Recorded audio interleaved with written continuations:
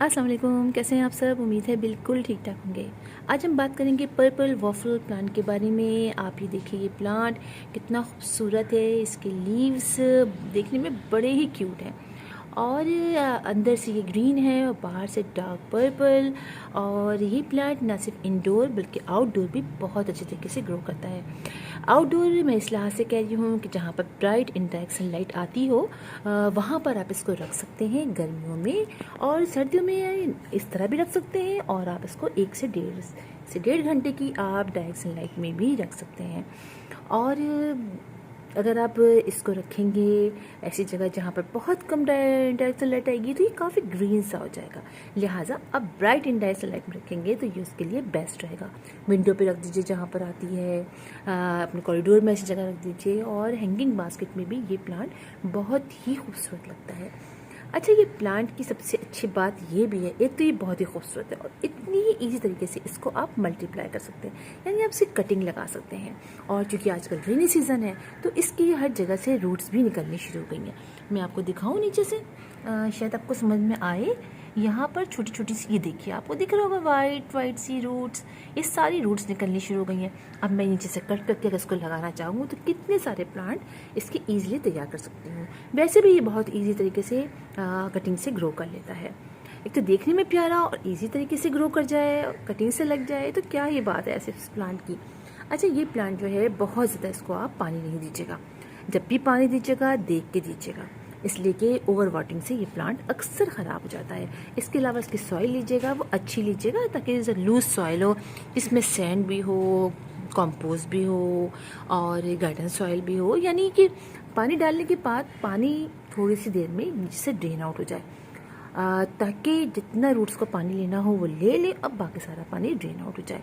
और दूसरी बात ये कि पानी जो है वो अगर आप देते हैं और आप 3-4 दिन भूल जाएं, 2 दिन भूल जाएं गर्मियों में, तो ये प्लांट फिर जो ख़राब होना शुरू होता है तो फिर बड़ा मुश्किल हो जाता है। लिहाजा आप इसको बहुत ज़्यादा देर के लिए ड्राई नहीं होने दीजिएगा।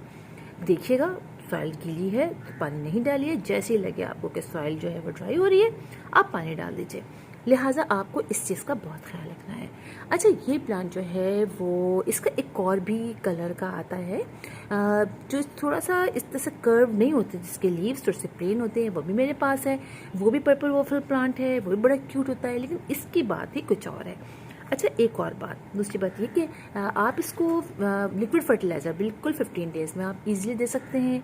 अगर 15 डेज़ में नहीं देना चाहते हैं तो समझिए आप महीने में 1 दफ़ा दे दीजिए, और वो भी लिक्विड फॉर्म में दीजिएगा। ऑर्गेनिक दे दीजिएगा, नहीं तो NPK आप देना चाहें तो NPK दे दीजिएगा। बस ये इस प्लांट के लिए बहुत रहेगा। हाँ, इसके ऊपर आप इंसेक्टिसाइड का स्प्रे ज़रूर कीजिएगा, क्योंकि देखिए अब कर्ल से इसके लीव्स होते हैं, लिहाजा अक्सर मिलीबग, स्पाइडर माइट्स वगैरह इस पर अटैक कर देते हैं। लिहाजा आप जो है वो 15 डेज़ से इसमें ज़रूर जो है वो इंसेक्टिसाइड का स्प्रे कीजिएगा। और दूसरी बात ये कि आप इसको इसकी पॉट के साइज़ में जितना बड़ा प्लांट हो उसी लिहाज से आप इसको लगाइएगा। देखिए, अगर आपने बड़ा पॉट ले लिया तो फिर आप पानी ज़्यादा डालेंगे, है ना, फिर पानी डालेंगे तो फिर जितनी देर तक ये मॉइस्ट रहेगा तो फिर इसमें फंगस लगने का खतरा हो जाता है। लिहाजा अगर प्लांट छोटा है तो आप छोटे पॉट में लगाइए, जैसे जैसे बढ़ता चला जाए आप बड़े पॉट में लगाइए। इस बात का ज़रूर ख्याल रखिएगा।